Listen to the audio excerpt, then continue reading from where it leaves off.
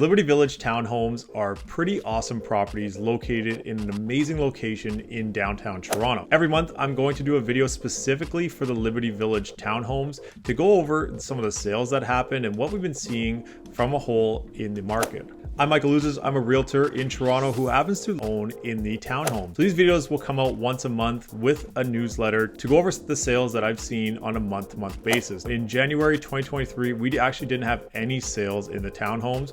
We do currently have a few properties on the market, so hopefully that number changes when it comes to February 2023 numbers. For this video, I thought it'd be great to go over the market in general and try to debunk some of the news articles that have been coming out because they're not super positive. This video will cover something more particular, which is a little bit more towards the townhouses in Liberty Village and very specific to the Niagara region of Toronto. So let's start here at the January 2022 numbers, and it was one of the hottest months of last year, January, February, March. Now this is for all home types, and we will get into more of townhouses and condos a little bit later in this video. The bulk of the sales happened between that 600 to 699 range. As we jump into January 2023, we can see more properties were selling below that $600,000 range. Now, there was not a ton of volume in January, and that's where the media's really been picking up on things and talking about how sales are way down from last year. They definitely were. January was actually one of the lowest sales months in almost 20 years. And same thing for December. So we just piggybacked off December. We'd also see that in the freehold market, that 1 million to 1.25 range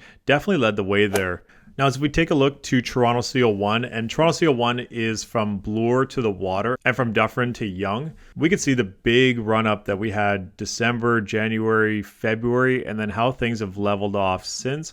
This is for the single family homes in red, townhouses in teal, and condos in orange. Now, the Liberty Village townhouses specifically are condo townhouses. They kind of fall somewhere in between these two here. The prices definitely ran up from December through March and leveled off as we continue throughout the year. Now, a lot of the headlines have been talking about how prices year over year are way down, but as we can see, January 2023 numbers for townhouses on average are about where things were in December 2021, just a bit below. For condos, January 2023 is actually above January 2021. So we're kind of back to that December 2021 pricing as a whole. And the big thing to note is that most of the drop happened between March and July, August. So actually, whenever we see those headlines that say that year over year prices are way down, well, of course, because the detached market, which is a higher price point, will definitely bring up the average. And you can see in January 2022, the average is at 1.7 for a single family home, and January 2023 down to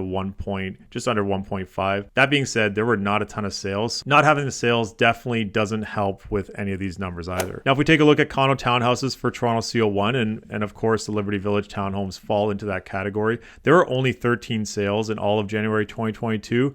But the average sales to list price was at 115%, and 92% of them sold above ask. The bulk of them happened in that 900 to 1 million range, actually from 900 to basically 1.25. Now, if we look at January 2023, only 5 condo townhomes sold in January 2023, and 0 of them happened in the Liberty Village townhomes. 2 of the 5 sold between 900,000 and 1 million. This is not enough volume to really get a good gauge of where things are at from a condo townhouse perspective, in my opinion.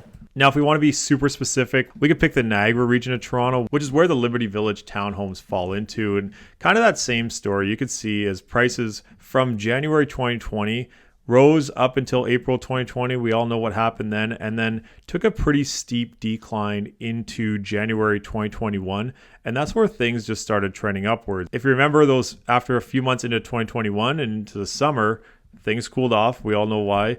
And then things really shot up from there. And as we progressed through December and into March, April of 2022, that's where things hit their peak and have definitely flattened back since. But again, same story is where things are kind of back to where they were in that December 2021 price point. So just something to note as all these headlines keep coming out and we can see where prices are actually at, specifically to an area and property type. So So I find it super important that whenever you hear those stats on what's going on in the Toronto real estate market, they always take the Greater Toronto Area and call it Toronto. The Greater Toronto Area is 7,000 square kilometers, so it's a pretty big area to cover, and not all areas are the same. The Liberty Village townhomes fall into the Niagara region of downtown Toronto. It's a great location. It has a premium on other areas and will typically be pretty resilient as things go forward. Of course, there's been a fall off in pricing, but not quite as drastic of where we've seen in other areas in the Greater Toronto Area that are down